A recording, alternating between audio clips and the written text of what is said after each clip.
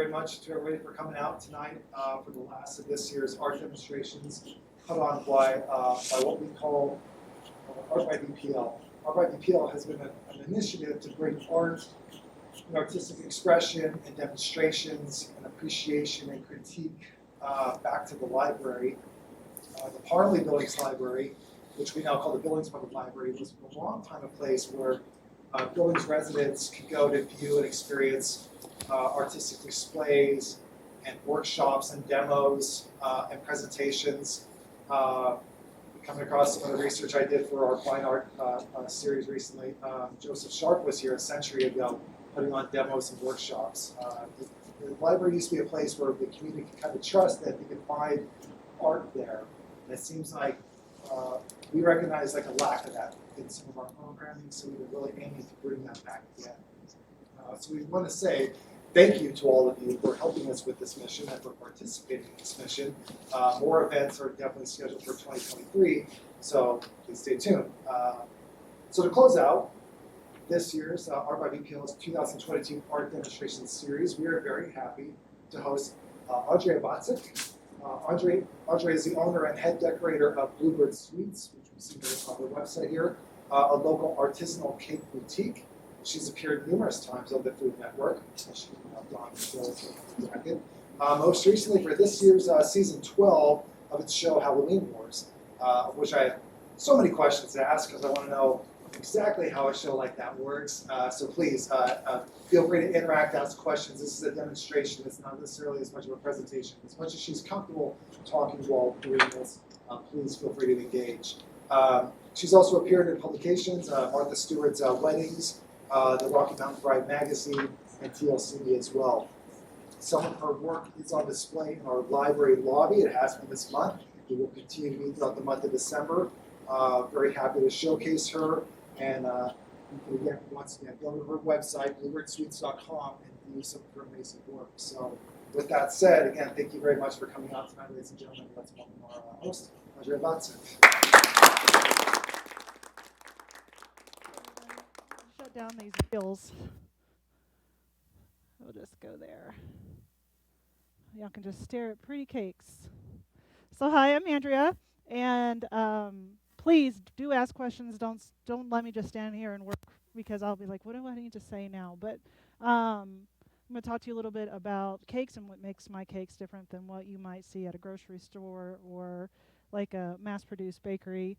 I mean, obviously, they're made by hand. They're made from scratch, not box mixes. But we use a lot of like locally processed and sourced ingredients that are largely organic or free range. So they're going to taste a whole lot better than what you get at a grocery store. All of our stuff is made with real butter and real ingredients, so there's not going to be like that sickly sweet kind of hydrogenized palm oil flavor. It's like the cakes that you would have gotten a century ago, made with real cocoa, real flour, real sugar. And so it really kind of sets them apart from cakes that you might get at a grocery store. So what I like to do with cakes is I kind of, to me, cakes are an emotional experience. I did not go to pastry school or culinary school, but I don't like the word self-taught because I think it's a little arrogant to think that I just went out one day and taught myself how to do this. Obviously, there's YouTube and Instagram and classes and things like that. So if you want to say I'm self-taught, technically I am, but I learned just by watching other people do. And so this is actually a second career for me. I have a master's degree in clinical psychology, and I did cancer research before being laid off because it was grant funded. And so those grant funds run out, and then you might have a new job every 2 or 3 years. When I got laid off last time, I was 6 months pregnant, and people are not really going to hire you when you're walking around with a big belly. And so I just decided to stay home with my son.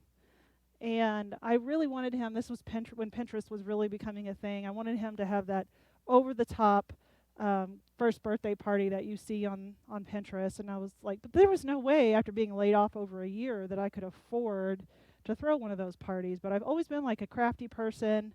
But growing up in like the Houston area with oil and gas and NASA and Dow Chemical, BASF, that I was told that you could never make a career out of art. Like it would never pay.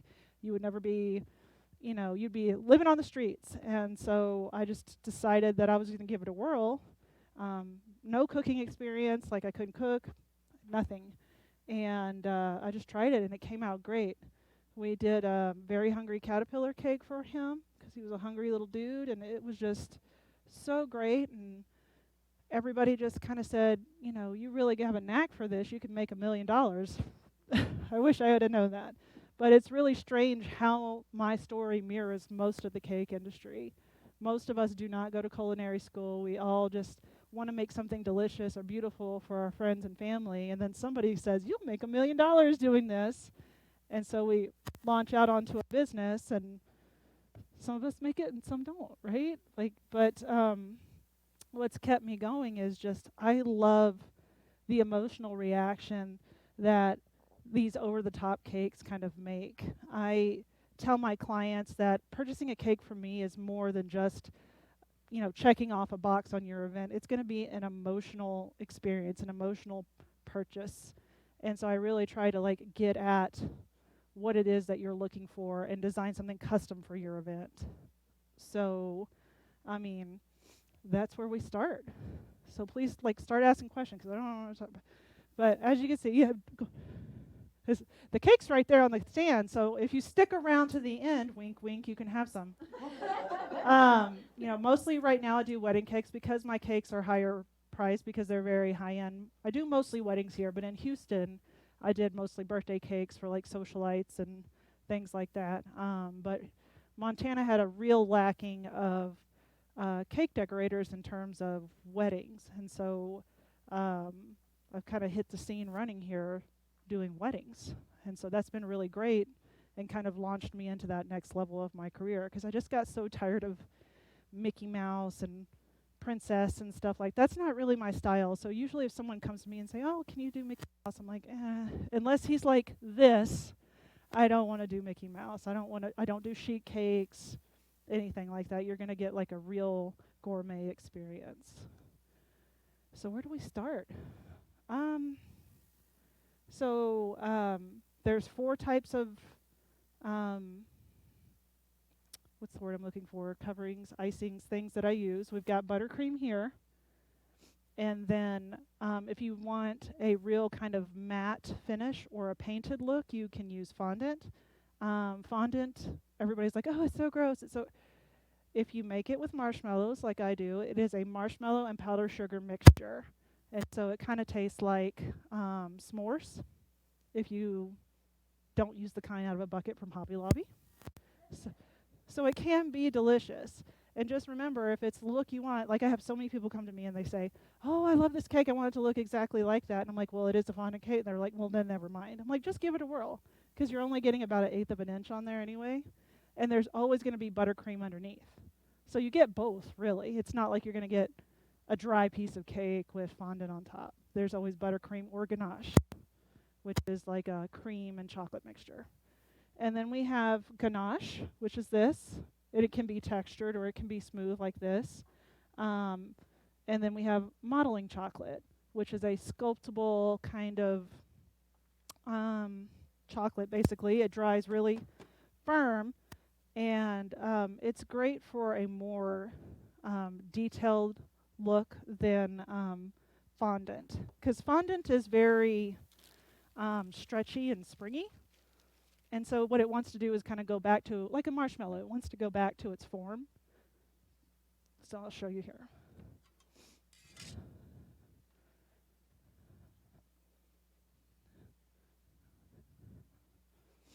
So what you want on a fondant, it's really stretchy. And that's how you kind of cover cakes with it. But as a result, if you want to do something like, say we wanted to make like a Christmas tree, right? Or like a tentacle. It's not gonna stand up on its own. It's just gonna droop. So in order to do things like sugar flowers like these, you kind of have to cut them out and then let them dry for days. And sometimes we just don't have that time, or the client's budget isn't really, because these are really expensive. They take so much time because you have to hand paint them. So modeling chocolate, on the other hand, is very quickly rigid because it's temperature sensitive. So you can see it's a little bit more crumbly, but get it kneaded. It's great if you need something to hold its shape, like Yoda's ears, because it will hold its shape fairly soon. And if it starts to sag, you just put it in the refrigerator. And you can see you can get it pretty thin, and it still will stand up on its own. Do I make my own modeling chocolate? Yes. All it is white chocolate and corn syrup. So I'd offer you a taste, but I just put my hands on it. Like everybody, we'll break off some pieces later. But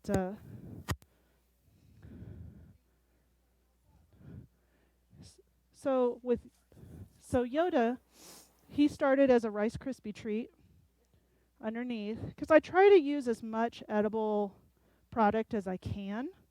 Because you're paying for cake, right? You're not paying for styrofoam or whatever. But like with Olaf's head was so high in the air that I had to use a foam ball, because then when we were moving, it would be like, So, but with Yoda, he was sitting on a cake body.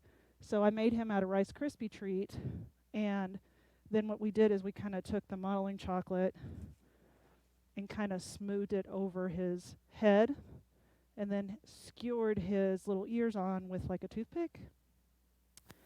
His eyes are this really awesome stuff called isomalt, which is a sugar-free kind of crystalline. It's flavorless, but you can add flavoring if you want to make like lollipops and stuff, but it's like diabetic safe. But it really is great for making realistic eyeballs. And so what we would do is take this edible paper and put it in, and then pour the isomalt in here in the mold to give him that realistic live eye. And it stays shiny like this, but he's had a lot of people touch him, so they've gotten a little cloudy. It's really weird. People, they come up to my booths and stuff, and they touch the cakes, and I'm like, if it were, because they're always like, is it real? And I'm like, if it was, would you still have touched it? Like, I don't get it. But yeah, I try to make as much out of cake as possible, just because usually that's what the client wants. But the clients that I've made Yoda like 2 or 3 times. You can eat the Rice Krispie, and it's just fine.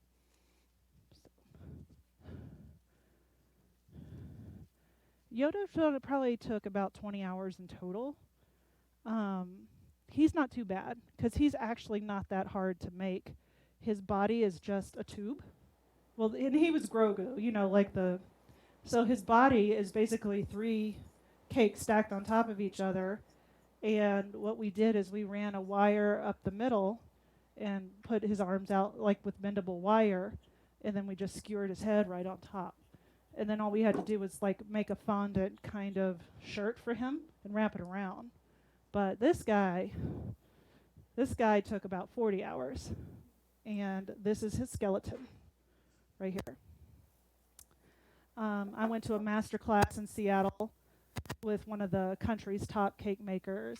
And the last project we get to do was one of our own wishing. And I was like, my husband's a big hunter. He loves deer. What can we do with that? And so I'm going to tell you a little bit about that process and how I go about, where am I going to put this? Stick it over here. How I go about like planning a sculpted cake. So let's just pretend you bring me, this is my daughter's horse, and I would love for her 18th birthday to have her horse. So what I try to do is go find like a sculpture or a toy that's as realistic as possible to what we're trying to get. And then what I do is I photograph it from every angle. So front, back. Just try to get a good representation of all angles. And this was the deer reference image. Just getting all the different angles. And then I blow it up to the size that I need so that I can kind of trace out what I think the structure will need to look like. So this is how big the deer was in real life. He was quite huge. Sorry, I lost my other side, but you can you can see, like, here's the pipe structure that we have right here, front leg, leg into the board. And there's a lot of really interesting materials that you can use. We've used black pipe for the bigger projects so that you can see it can hold the weight. PVC pipe is really good because it's really easy to cut. So think about like your 45s and your 90s. Those are great elbows and shoulders. And then this is MDF board. And this is just like your standard armature wire that you can get at, sculpting shops. And fun fact, hot glue is food safe. It is made of the containers, the like a plastic clamshell materials. So as soon as it dries, it's food safe. So it's really, and this is an epoxy. But what we did is we covered this in a aluminum foil to protect the food, because that's something that's really important to me. I see a lot of cake decorators; they're not as quite skilled. There's a difference between edible and food safe. We had this conversation last night. So does anyone know the difference between edible and food safe? You don't count. So food safe means that it can come into contact with food. Edible means you can eat it. So crayons are food safe, but they're not edible. So a lot of times you'll see like food decoration type things at Hobby Lobby, and it'll say, food safe, not for consumption, and that's really confusing for a lot of people. So until all those pretty glitters that you see on Pinterest and things like that people are sprinkling on cupcakes, most of those are not food safe. I mean, not edible. They're meant for things like this, that you're not going to eat this. It's full of wire, but it's made to make it look shiny and glittery and things like that, or more of these little details like this. So just something to keep in mind when you're out there trying to do it. That's the one that you just touched out. This one? Yeah. Oh geez, I made it like years ago. I don't even remember. So this one's styrofoam on the inside. They make these fake foam dummies that you can just glue together. So I really don't even remember, but I would probably say about 20 hours. So you're making it plus all the cakes and Right, making all the cakes and then decorating it. And this one, it used to have lights in it, but it met with an untimely accident and the lights fell out. But it was really cool because all the little windows lit up and things. And so those are the things that take your cakes from like, oh, that's really cool, to like, wow, that's amazing. somebody that's what they wanted, how much would that have? And that's one of the biggest questions that I get. I don't know the answer. I don't know the answer. I will tell you my cakes start at 180, but it depends on the flavors you pick, how many people you need to feed, and the amount of labor that's involved. So like a cake like this, I can tell you this cake, believe it or not, feeds 24 people.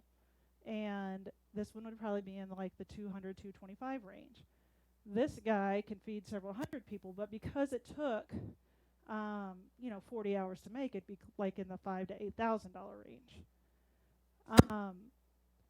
But some of my flavors are more affordable. Like if you want it filled with strawberries or something that's really in season and available, it'll be more affordable than like huckleberry. We all know how expensive like flathead cherry, huckleberry, things like that are. Or if you want gold leaf or things like that, those will raise the price of your cakes. And then delivery, because something like this, you're not just going to walk into my place. You're going to have to pay for delivery for this. And so if I have to deliver it to Glacier National Park, it's going to be more than if I'm just bringing it here to the library. Does that make sense? This cake flew from Seattle to here because I made it in Seattle. We put it on a plane, and it's so strong that you can turn it like this and it wouldn't spill. Now we don't want to, but I build my cakes so they can go up on a ramp like this and not fall. That's like, because what's the point of doing sculpted work if it can't make it to the birthday party, right?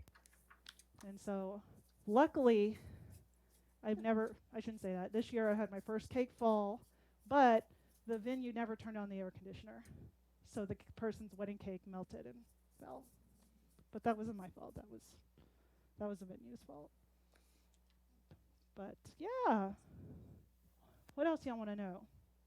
What do y'all want to see? So, not a lot. I like to paint more. I'm not very skilled with an airbrush, but I'm working on it. Like the animals really need the airbrushing to bring in those shadows. Like, oh, laptop's gone. We'll come back. So I did a lab a couple months ago for a groom, and getting that airbrushing in really adds that depth of shadow. And so it's really important. But like with Yoda here, he's dusted by hand. There's like colored dusts. And basically I use the same makeup brushes that you use on your own face and just kind of darken the shadows and in the ears and stuff. And it just brings them more to life because they look kind of flat otherwise. They look great. And it's one of those things that if you don't know any better, you wouldn't notice. But when you see it, it just looks so much better with it there. I'm sorry. Don't sneeze. I use a lot of silicone molds to kind of achieve regular shapes or textures. I love working in textures because I just think it makes things more visually interesting. Textures usually work the best with fondant, but you just kind of roll it out, and the same way you do with clay. Like it's just edible clay is what either one of these mediums are. Some of them do better jobs than others for what you're trying to do. Like you wouldn't try to wrap a whole cake in modeling chocolate because it's too stiff to it would smash the buttercream. And fondant, you wouldn't try to like build all these little steps because it would take days to dry before you could even get it on there. And then if it fell off, it would shatter because you have to do it so thin it kind of becomes like china. And there's another item called pastillage, but I don't use it very much because it's still that long drying time. And it's like fondant. You don't eat it. It's not really worth it. So, all right. I gotta get a drink. Sorry. On Food Network, do you have a clue as to what they're going to ask you to do at all ahead of time? I have to be diplomatic how I can answer this. Yes and no. They give us a general idea of the storyline because we have to submit a idea to make sure that all the teams don't submit the same idea, which happened in our first episode. Every team submitted the exact same idea, which was a bad prompt, I think. But like when you see them say, hey, we have the mystery item you've got to add, we don't know anything about that. And when how many of y'all saw the show? Did any of y'all see the show? The lady in the back. So there was this one episode where they dropped like freaky decapitated dolls on us. Like we had no idea that was happening. So all the reaction you see there is real. And it wasn't cool. I freaked out. Like I screamed like a little girl, like scrunched up with a little ball. Yeah, I actually got hurt because what I did, I was standing behind my team because they put us they have these boxes and the team was sitting and I was standing behind them and those things started to come down and I tried to scoop them up and grab them and I threw my back out because I was I didn't know what it was. All I know is stuff was falling from the ceiling and people were screaming and I just went into full mommy mode. But it was brutal. Shooting for Food Network was definitely an experience because we shot from, what would you say? We had to get up around 5:30 to get COVID tested, and then we had to be on set between 7 and 8. Yeah, I think it was around 7 a.m. that we had to get there. We often leave until 6 or 7 p.m. Right. The a lot of time that we had to work for prep, which despite popular belief, the prep time is limited. That was about 8 hours worth of time that we had to prep. Right. And it goes by quickly. Yeah, so we would have a prep day, shoot day, prep day, shoot day, prep day, shoot day. And on the prep days, it would be more of kind of getting an idea of what the structure was going to be because they didn't want you to walk on set, okay, let's get started. They wanted it to look like you built it immediately. But of course, we had to have everything approved by legal. Like he did this really awesome goblin pumpkin, but it looked too much like Yoda, so he had to change it like 3 times to kind of get it to look less Yoda-like.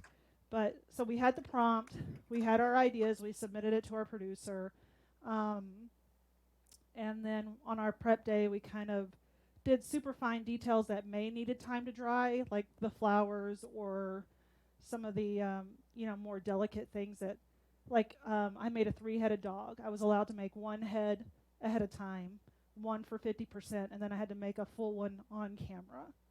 And so I'd made the full one on camera, then they let me bring the 50% one in, and then the third one, they turned the camera away and let me put the 3rd head on the dog.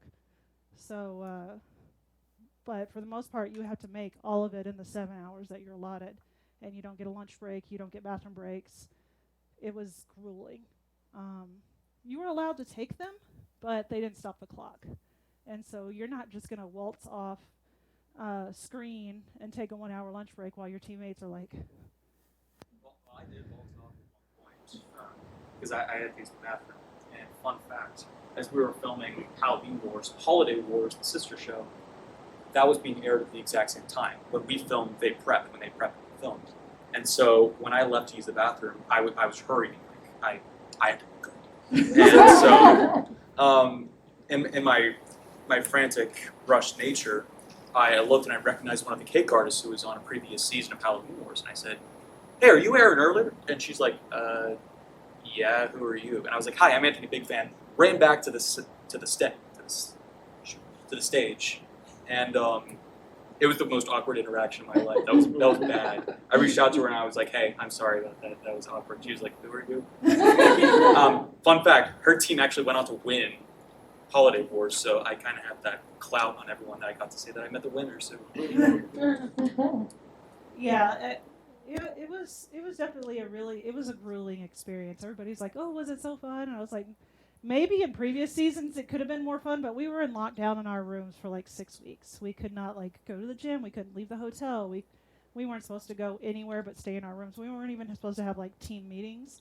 Everything was supposed to be over Zoom, and so being isolated, for 6 weeks, except for when you're on set, was really just mentally grueling. But I mean, it was really great. The if you get a chance to watch the show, it's on Discovery Plus right now. You'll see a really familial kind of interaction with our team, and our team just clicked. And I was so lucky that it's like we had known each other forever. And I was really lucky too, because usually the cake person is the one that has to bake all the cakes, carve all the cakes, do all the sculpting. But I was put on a team with a French pastry chef, and he took all of that off of me so that all I had to do was focus on sculpting. And he did the sugar work, like the isomalt and the eyes and any kind of sculptural stuff that we needed with the sugar.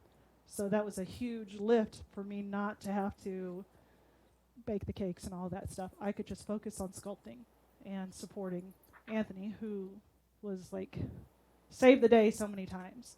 Because in the first episode, my cake started to fall 3 times.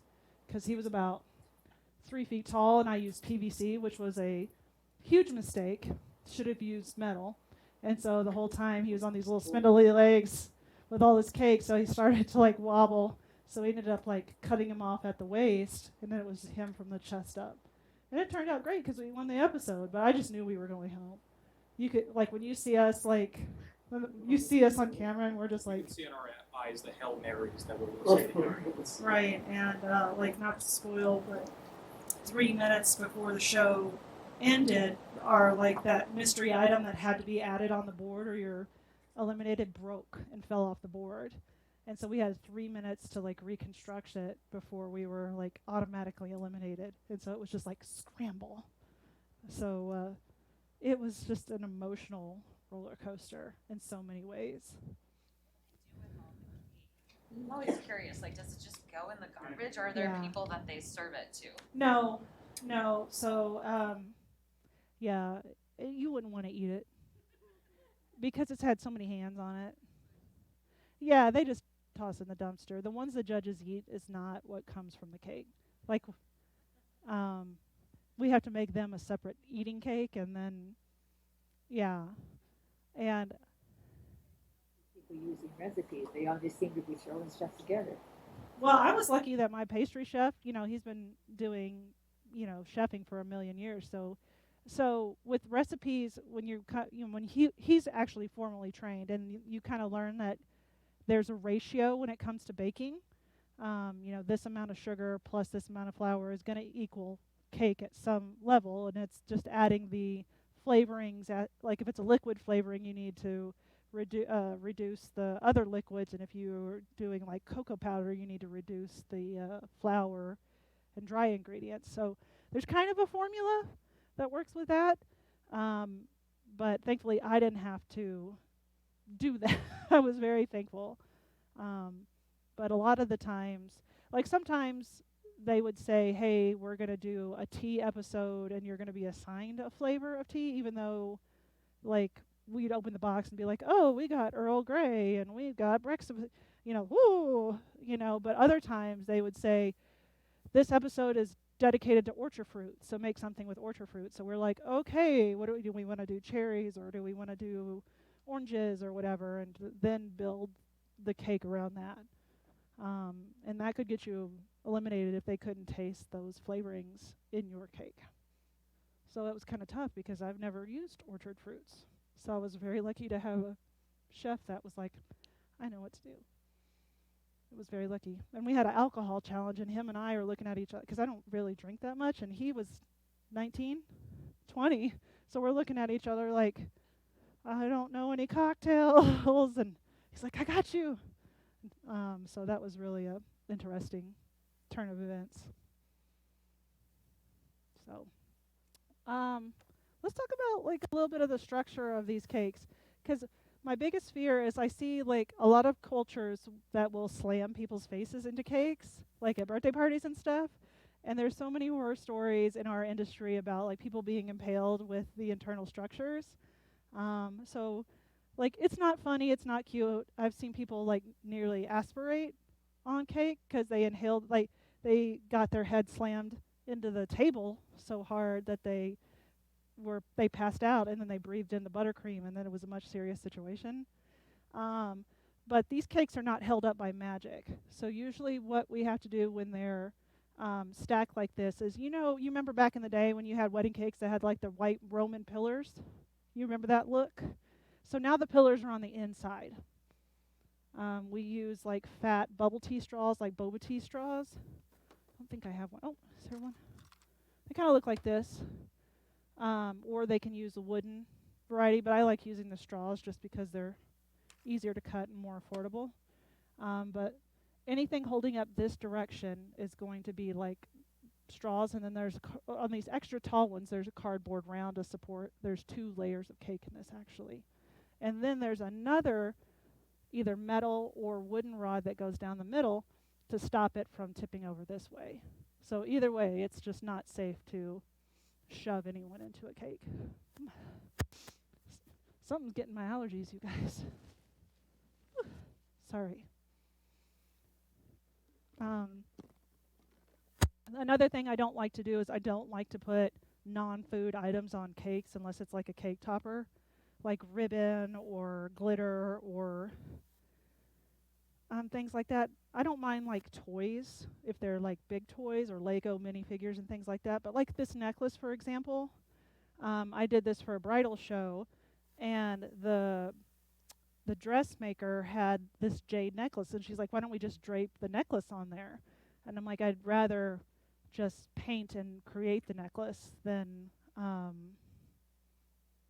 have something that someone may accidentally take a bite out of, or a kid not understand and then choke. So that's the same with this. All of this is rock candy, so all of this is edible, except it's had a million hands on it, so I wouldn't suggest it.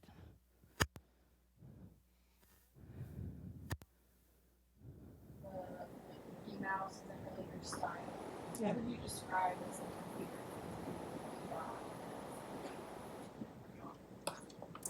I'm over rustic, honestly. Everybody here wants a rustic cake, but I'm kind of over it. I like gravity-defying or sculpted, but I understand that most people don't want like a dragon doing this at their wedding. But I like color and movement. Those are my like um, biggest things, because you can still have a white cake, and still incorporate movement. So you can see like there's this circling of flowers and the movement of the butterflies, which is that isomalt, and then the movement of this buttercream. Um,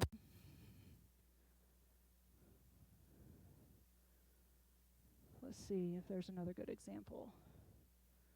Oops.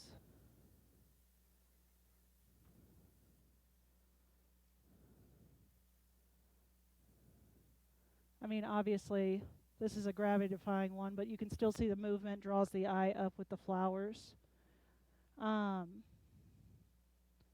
This one is one of my favorites. But what I used is the gold to kind of draw the eye up of the marbling. Marbling is a really fun technique just because you never know what it's going to look like. You kind of have to trust the process. And I was just really happy with how this one came out. And every time I like repost it on Instagram, it is like uniformly loved across the board. But this is a cake. What I tell my brides and my couples, and even the people that are looking to have like the sweet 16 or the first birthday, the big ones, that like the cake is the dress of the reception, right? Like at the wedding, everyone's going to be looking at the bride. And when they come to the reception, they're going to be looking at the food. And so this is going to be something that they talk about, that is going to be like, you remember Ashley's wedding where they had that really cool like Yoda cake or that really cool green cake, and it was just so beautiful? Because that's the reaction I want to get your guests talking, because it's already like they may not know anybody, so at least this gives them something to talk about. And because you have something that's kind of over the top in terms of the food, you don't have to have so much like table decor and flowers and all of that stuff, because that's going to get thrown away anyway. So, just think about a good party. And what do you remember from the good party? You don't remember the decorations. You don't remember the music. You remember the food. You remember the food. Because no one's going to go, yeah, that party was so great. The food was terrible. Like, those two sentences are never going to be paired together. So great food is going to make a great party. And so I built my bakery on flavor first and then learned how to decorate. Because I'm a super taster, so I can taste artificial ingredients in food. So I don't like cake mixes and stuff like that. It's terrible. I can't go back like I used to be able to as a kid.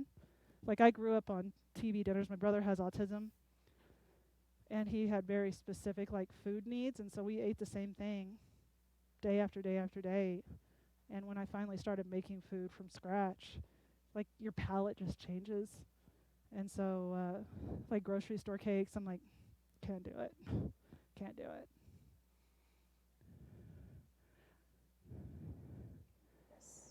I make cupcakes. Like, I don't mind doing cupcakes. It's when brides come to me and they say, I want 500 cupcakes and a cutting cake. I'm like, no. Like, this is not a birthday party. Like, this is your wedding. Guests don't want cupcakes at a wedding. They usually get left behind. I just did my brother-in-law's wedding at Thanksgiving, and he got a cake for me, and then he had another person locally do like 20 dozen cupcakes, and there were 10 dozen left over at the end of the night. The cake was gone in 20 minutes. So it's, I do them. Because a lot of times people will order this and then like a dozen cupcakes or 2 dozen. I do some cookies. I don't do royal icing cookies. They're the ones that have all the super pretty designs, but because I like to work in texture, I make them covered in fondant. Let's see, small desserts. So, whoa, that got super small. I don't know why that got so small. You can kind of see them there. So they have it's like a soft sugar cookie, then we cover it in colored fondant, and then either airbrush or paint on a pattern. Let's see what else. And same thing here. We did kind of more of a We covered it in brown fondant, then used like a watercolor technique and splatter to kind of give it a textural look. And then I found these cute, this is for a baby shower, and I found these cute little heart sprinkles, which just so happened to match the baby shower invitation, so it was a really cute nod to that. There's the cupcakes. So these are cake sickles. They're kind of like cake pops, but they're a little bit bigger, and they lend themselves to a little bit more design. But here's like another cookie for Day of the Dead. But you know, most of the cookies are for baby showers and things like that.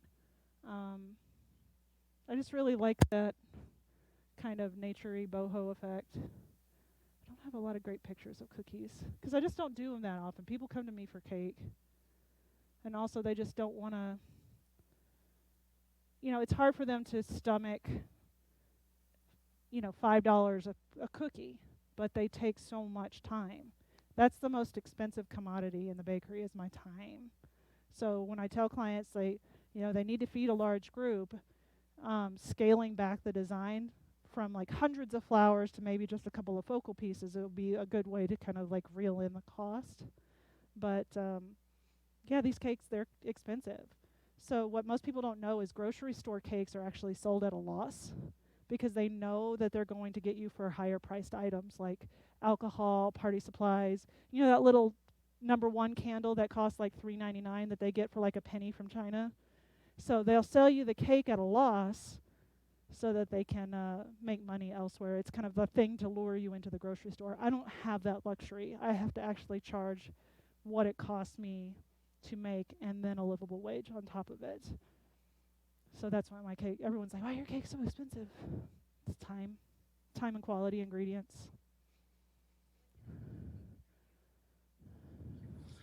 Maybe baking 5 cakes and prep, like are there all multifaceted stages where you're like, it's in the queue, like just. Yeah, that's a great question. So usually I'm not that busy, which is unfortunate, but during wedding season I am. And what I would do is like on one day I bake everything. I like to do things in batches because if I start one and get all the way through, then I might it might get damaged in process while I'm trying. Like I have 5 refrigerators in my house and they're always full. So what I do is I bake everything one day. I make all the fillings and buttercream the next day. Wednesdays when things start to get put together. Simple things like this I might just knock out completely. But if it was like say I had to make all 4 of these cakes this week, right? So I'd probably knock that one out. But what I would do is cover everything in fondant because these are all fondant kind of covered cakes.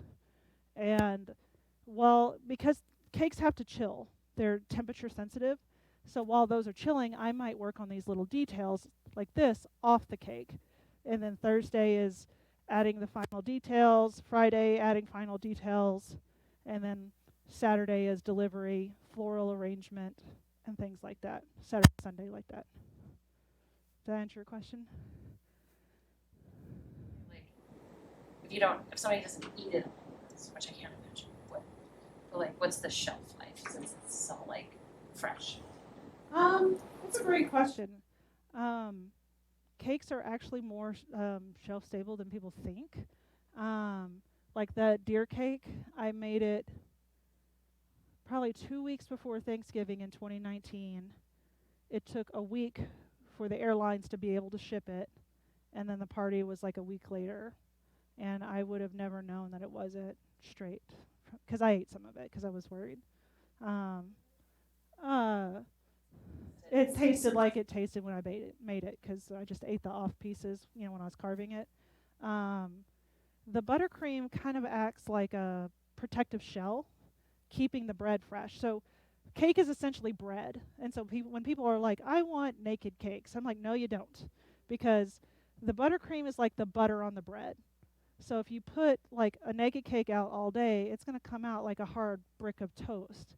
And so if you don't like icing, just scrape it off. Like, don't torture your guests with dry, cake.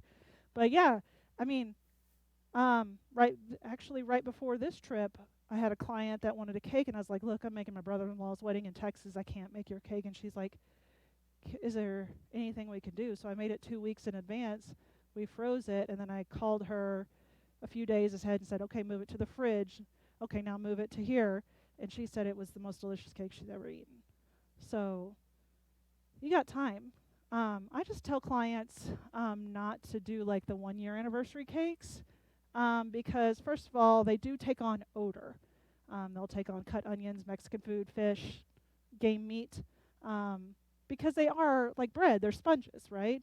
And so if you know that you're going to have something like super stinky or smelly, maybe put it in a different fridge because it's just not going to be good after a year.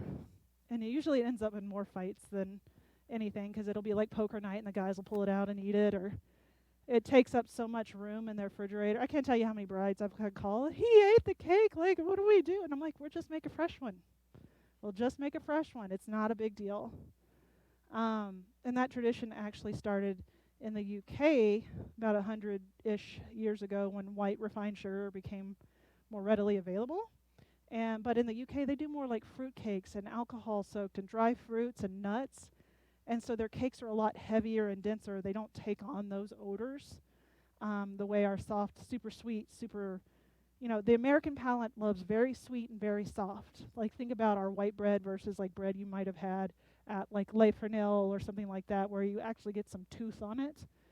That's not the American palate. But the anniversary cake was not meant to be eaten on the first anniversary. It was supposed to be at the christening of your baby. So usually that happened a little bit sooner than 1 year back in the day. So yeah. And if not by then at 1 year. So I just tell people, if you're not going to eat it in a month, like, let's just get something fresh.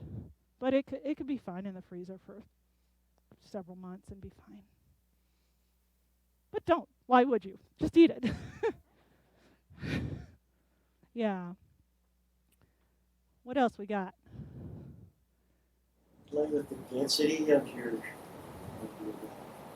creating stuff. Not anymore. I found something that works for me and I'm happy with it. And so I just keep it. Mine is more temperature sensitive. So like if I need something that's going to like do this really smooth, I'll put it on hotter versus like when I do this, if I did it at the same temperature, it would just bleh everywhere. That's more what I do here. It's more the American style icings that you get at the grocery store that are pretty much just powdered sugar and palm shortening. Those are the ones where your consistency can change based on how much sugar you add versus how much liquid. Usually they have like a powdered dairy that's reconstituted with what I'm going to ruin it, you guys. Like they're gross. They're so gross. Reconstituted milk, and that's what makes them thin enough to spread and pipe. But mine, since it's butter paste, like a European style, old world, it's more about temperature sensitivity. So it's not the kind of cake that you want to go to like the pool and have by the pool because it will just bleh everywhere. But air conditioning's fine.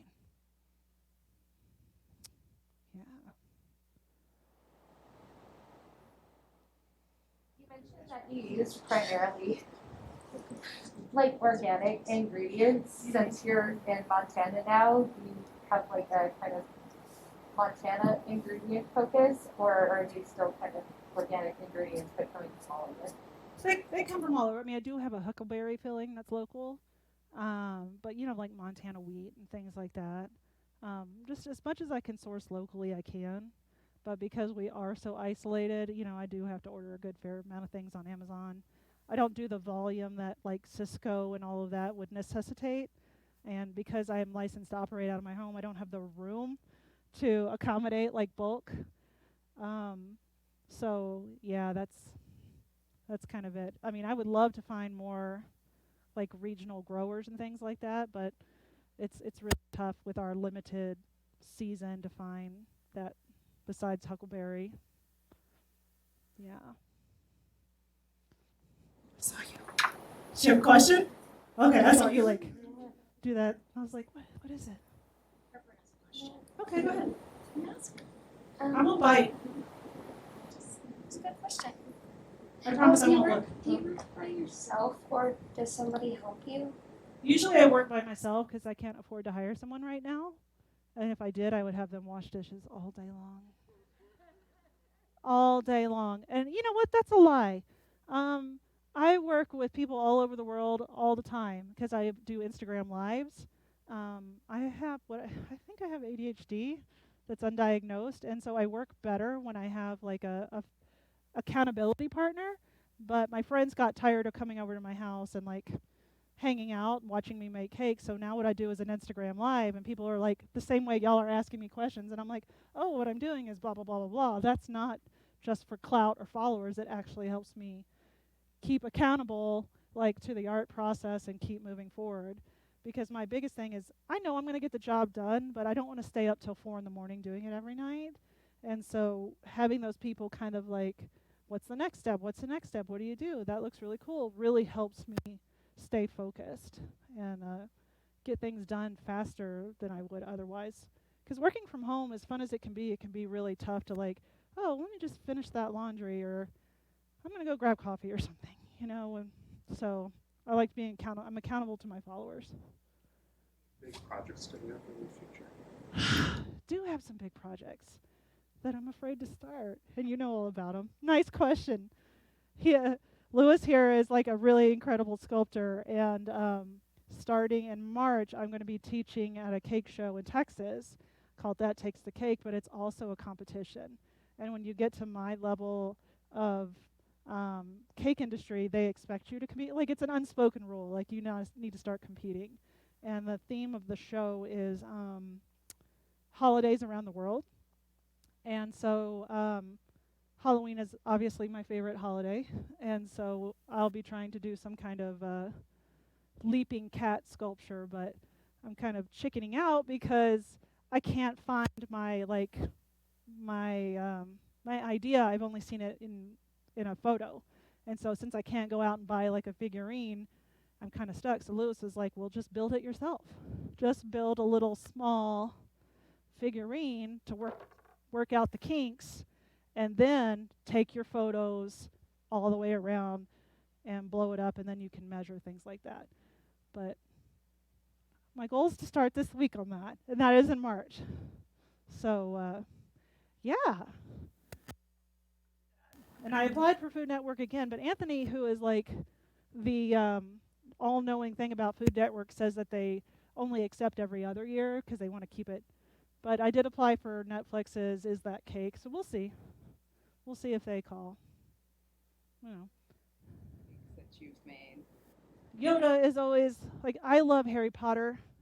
I will make Harry Potter cakes all day long.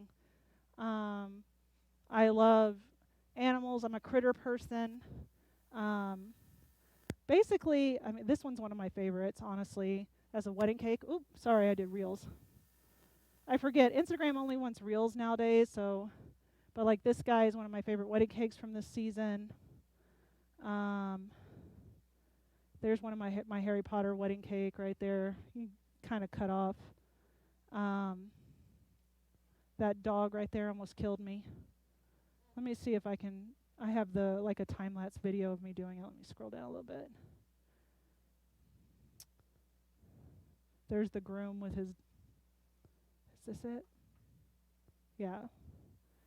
So you can kind of see the structure here where we added the cake here to the back, and I was like, I don't know what I'm doing.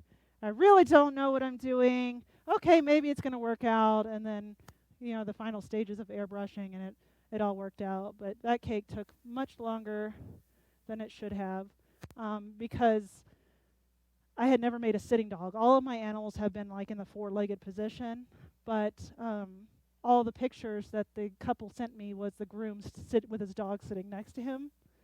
So I wanted to like kind of get that. But I will never make like an animal where it's just like my animals always will have the little head cock or the mouth open or something to make them look a little bit more alive. Because I like movement. I think that's what makes things feel more alive. But yeah, like I really messed up here in terms of like what I made so much cake in terms of the trying to get that back right. So, but it was a learning experience, and now I kind of have an idea of how to prevent that in the future.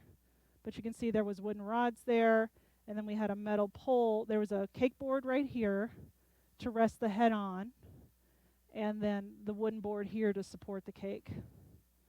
And then his legs were carved out kind of like this, right here.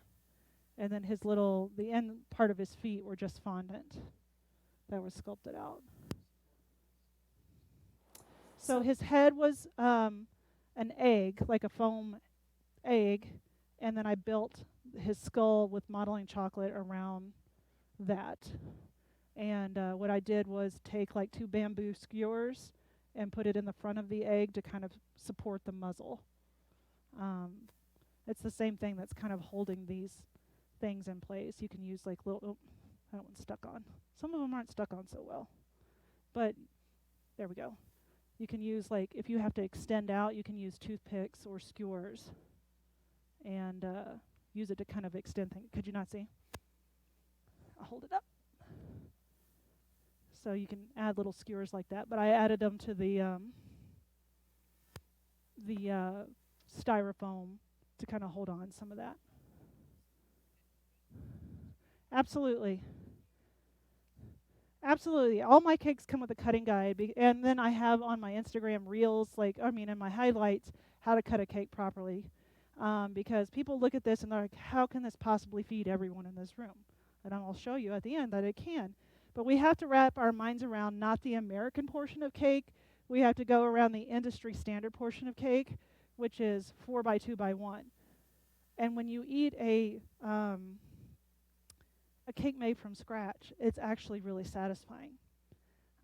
You'll find that your guests are not throwing away as much, and they feel full and satisfied versus, with like a grocery store cake, when you compress them, it's just, it's nothing but air. So I tell people, I know you don't believe it, but when you see how it's cut, and the slices are they're just right. There's no waste. So would you rather pay less and have your cake wasted, or pay for the good stuff and have it completely eaten? Sorry, get a drink here. I try to put as much in as I reasonably can. So what I tell other cake decorators, it's a 3-pronged strategy. Because when we start, we're doing it for the art. We love it, but then we're staying up till 2 or 3 in the morning every weekend, and we're burning out. So what I tell my students is, will the client notice? Will the client notice that you spent 4 hours shading that upper lip? Will they notice? If they notice, will they care? Okay, yeah, they noticed it, but they're like, oh, that's great, see you later. If they care, will they pay? So if they don't pay for it, then I don't do it. And that's a hard boundary to set, because you want it to look amazing every time, but not at the expense of working for free, essentially. But if a client is willing to pay, like I said, I put 40 hours in, hand sculpting all the legs and arms and everything like that. And we can kind of pass these around. You can kind of see the end process. With any food allergies? I tell my clients that because I am in a licensed home kitchen, I can't make any promises. So it really makes me angry when other bakeries in town say, oh yeah, we have gluten-free options. Well, that's not safe for someone with celiac, because it's impossible to get gluten out of contaminated turntables, tools, things like that. You really need a celiac safe kitchen, and Ray Ray's is the only one here in town that's celiac safe. And because I have 3 friends with celiac, and the last time someone was contaminated, they had to get chemotherapy for 2 weeks, I don't play around. So if they say, oh, well, my kid's allergic to peanuts, I say, well, I'll make it peanut free, but I can't guarantee that my kid didn't make a peanut butter sandwich 3 days ago with that same spatula, but that's been through the dishwasher. I try to be as upfront as possible. And it depends on the client risk, if they're willing to accept that risk. But I don't take any gluten-free for sure, for that reason. It's just not, I don't want to make money that bad at the risk of someone's health. How do you make those roses, like those really lit? These- just so delicate. And, These yeah. are artificial, like Oh. from Hobby Lobby.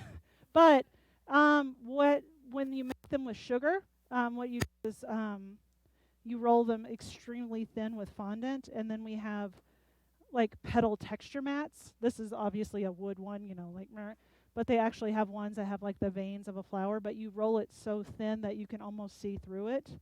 And then I meant to bring one with me, but of course left it on the thing. But you just very carefully build it around a bud, one petal at a time, and that's why they're so expensive, because they have to be built petal by petal all the way around. And then you have to dry them between each layer, or they'll just kind of bleh. So, but yeah, those are those are Hobby Lobby, because that goes to a bridal show like 3 or 4 times a year or so. Sugar flowers, they're so delicate that they would get broken in transit. So I don't really do them that much, just because my clients usually want real flowers. Real flowers have become so affordable, and it's not like in the 60s where people were like, oh, it's December and I want daisies. You can get daisies now shipped in from Ecuador any time of the year. So you don't have to rely on them being made out of sugar.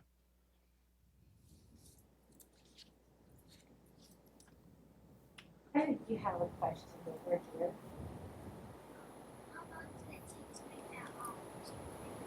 Which one? The crystal? That's a good question, because it's a display cake, I made it over a couple of days, and it's foam too. And I actually, I think a good round number for cakes like this is about 20 hours. This one went faster, except for the necklace, because this is just covered in white fondant. But like the crystals are kind of like pressed into the fondant and then painted. So that detail took a little bit more time. But what I tell people is, like, the fastest I can make a cake is 4 hours. When someone's like, oh, can I be there in an hour and pick it up? I'm like, there's no such thing as whipping up a cake. Like, that is just like I made this morning for you guys, and it's literally taken all day between having to cool, having to set, getting the temperature right, letting the decorations dry. Like the snowflakes are made of fondant, so they had to dry so that they would stand up in a way. So, usually it's 2 to 3 hours minimum per tier. So, and one of my biggest pet peeves is people are like, I want a 5-tier cake for 50 people. And I'm like, no, what you need to do is say, what does a cake to feed 50 people look like? Because it can depend, each tier has its own a lot of servings. And so, building that cake based on your serving needs versus what you think it should look like is really important, because it will look really, like I had a bride that wanted a 2-tier cake for 200 people, and I was like, okay, it's going to be wah. It's going to look fat and stubby. Instead, we could have this tall, beautiful, thing, or, like a cake on this, like several cakes or something like that.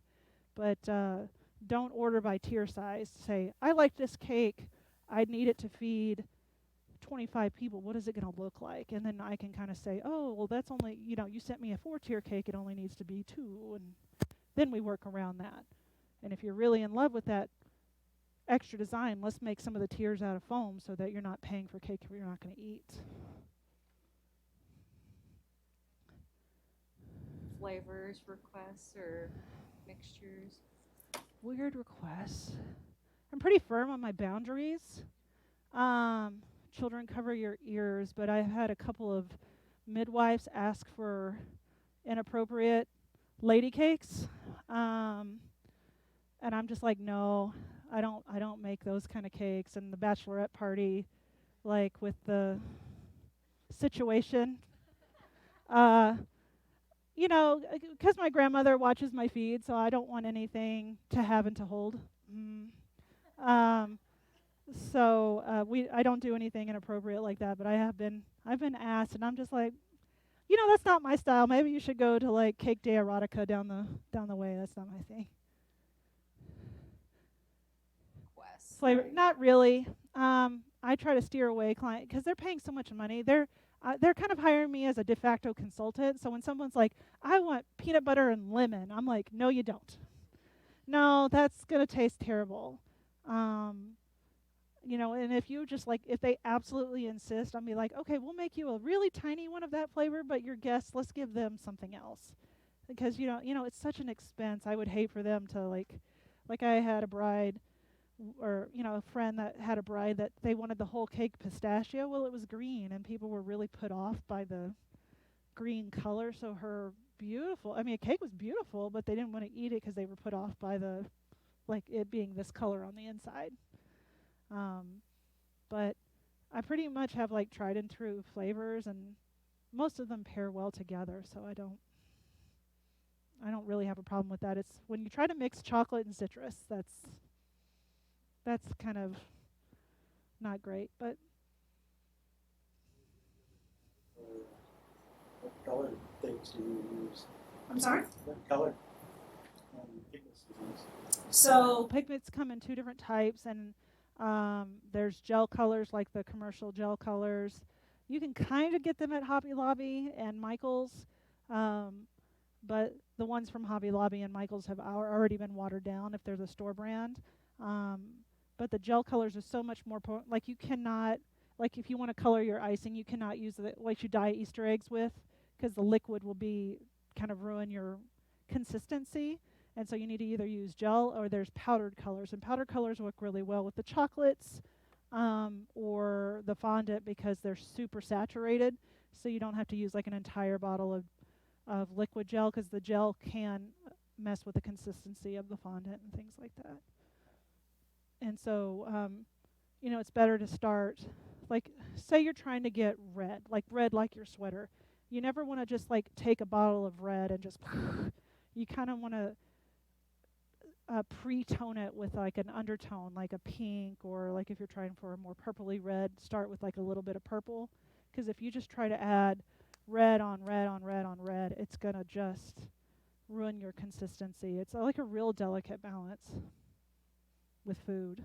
And that's why I try to never promise like matching colors exactly. Like I'll get in the wheelhouse of your color, but because it's real food, like I don't know how much fat is in this butter stick versus the butter stick I used last week. And so it can kind of change. Plus, as the temperature heats and cools, the butter will start to get like darkened. Like you can see how it's starting to darken down here. And I mean, that just happens, and it's not something that is anyone's fault, but it's a food item, so it's not like a paint where I can know every time I'm going to get the exact same shade of paint. Does that make sense? So that's a tough one. Great question. So what I do is I like to tell people you need at least 3 colors, a dark, medium, and a light. And like say, like let's go back to the green one. Where was that? Because that will be a really easy example to show. So wedding cake.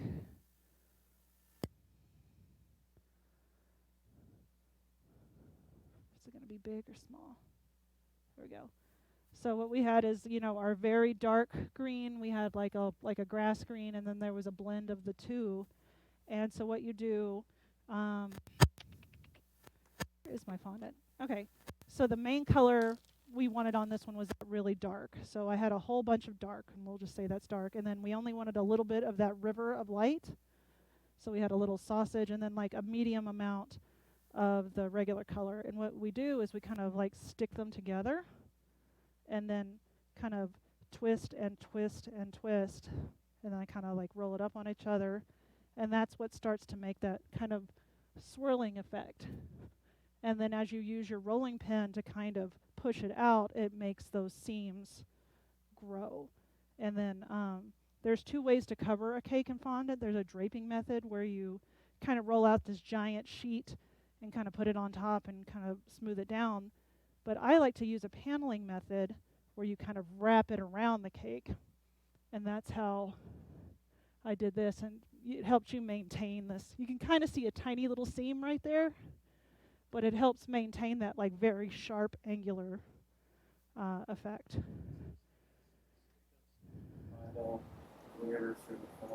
So usually it's just water, but in drier climates you need to use water. But like in the south where it's really humid, when you pull your cake out of the fridge, it'll start to condensate, and that's enough to stick it.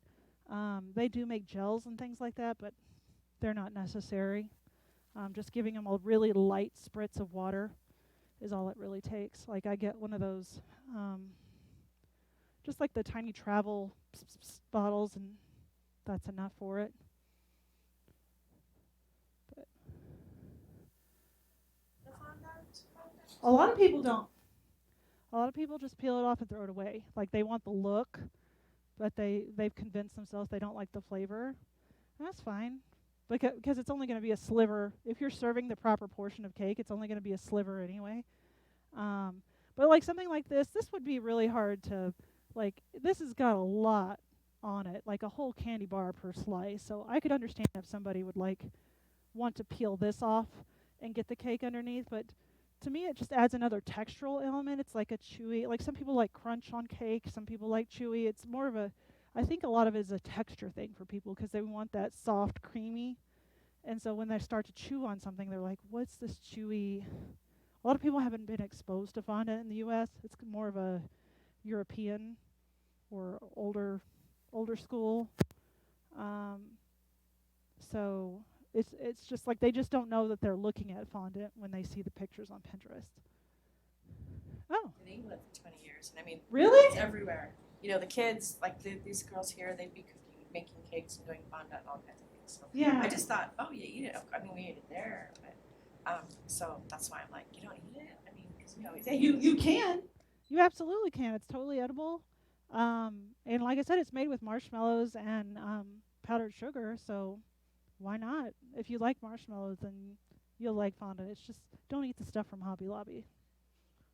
Because, you know, again, what people are saying tastes gross is they're tasting the preservatives. That's what they're tasting. They're not tasting fondant.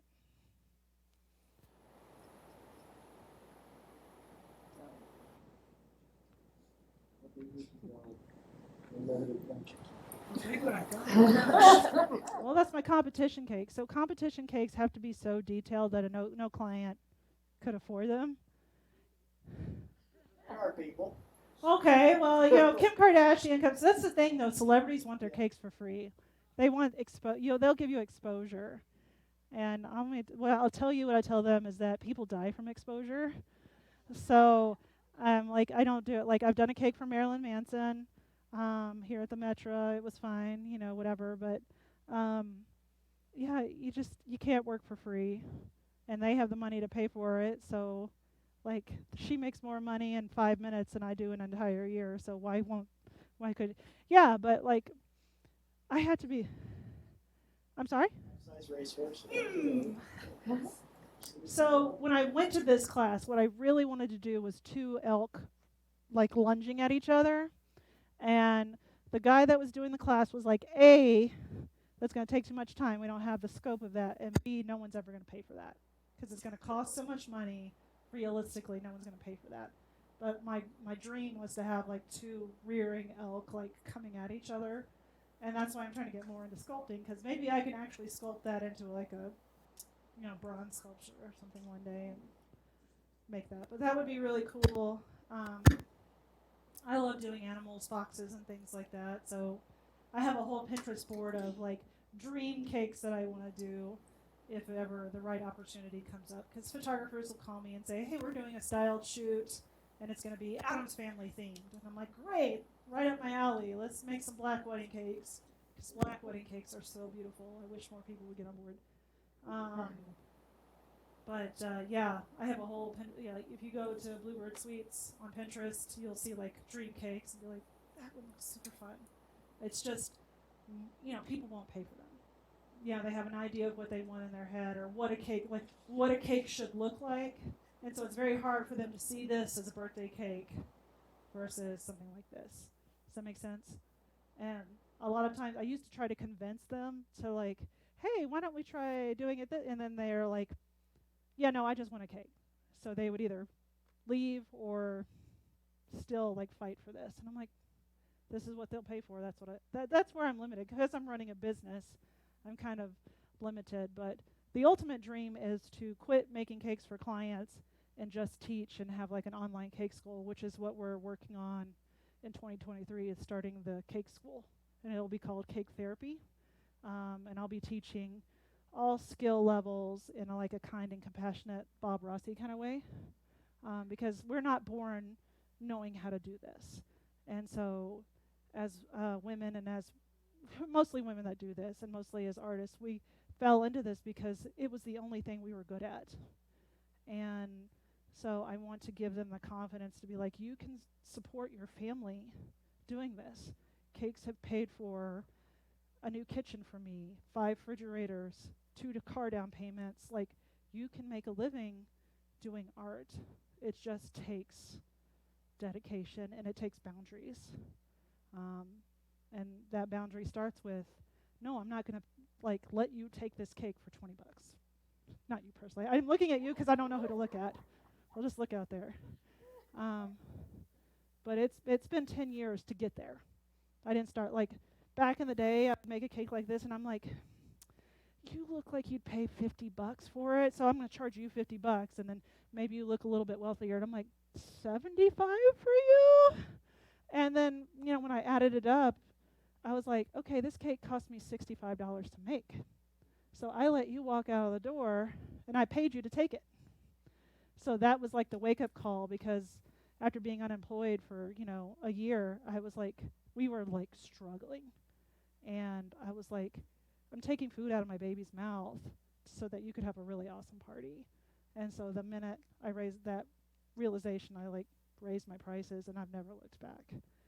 And it's scary, because I'm like, who's going to pay $200 for this? And I have clients that will come and be like, whatever it costs. Of course I have clients that are like, for a cake? Well, yeah. I make a livable wage. But it's hard fought, and it's like cultivating the right type of client, right? Like, I'm not going to garage sales and the swap meet passing out business cards, right? I'm going to like higher end events, and finding them that way. So that that's just a lesson in business. What time is it, guys?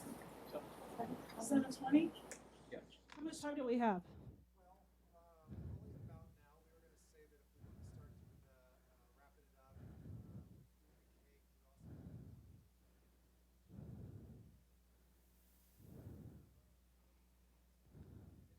sign up for the raffle for that.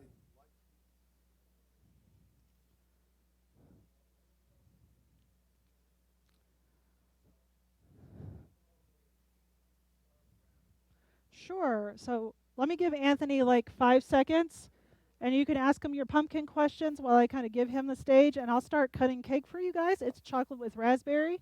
If you have any food allergies, it does have gluten and dairy and everything delicious. So I apologize in advance, but I have napkins, but if you have plates, that would probably be better. And then y'all can watch how to cut a cake. Come on over here, Anthony. Well, I would.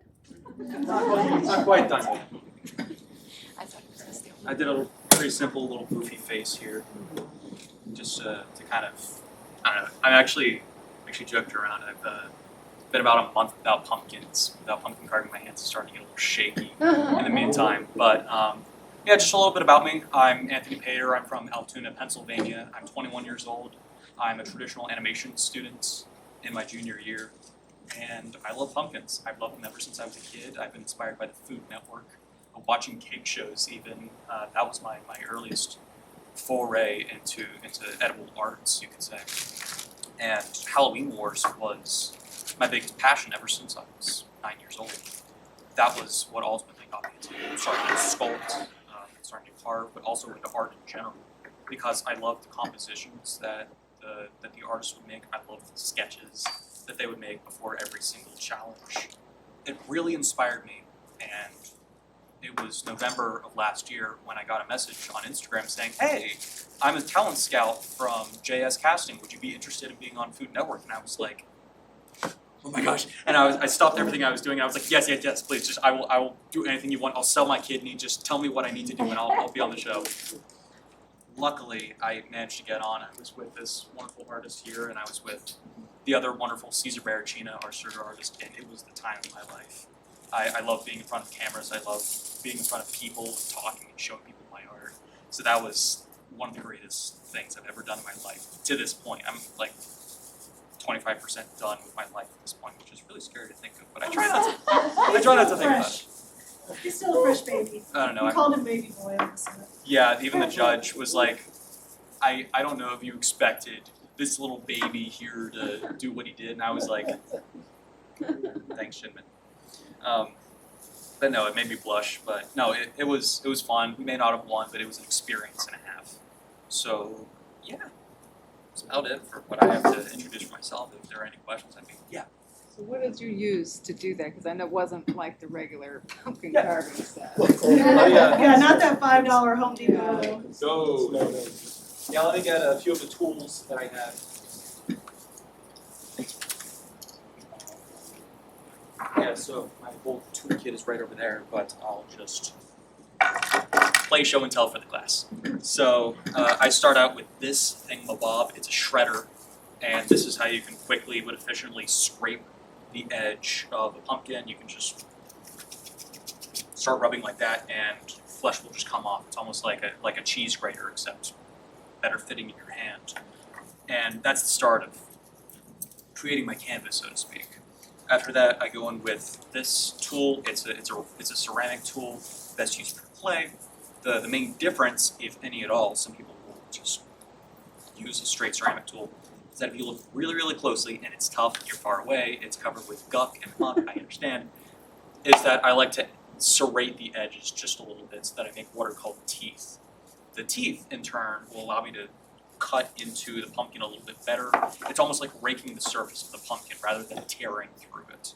So as a result, you might think, oh, I get a rougher carve because I have these jagged edges. It's quite the opposite. The carve ends up being a lot smoother, and it offers a little bit more of a natural texture, like a cross-hatching in a drawing.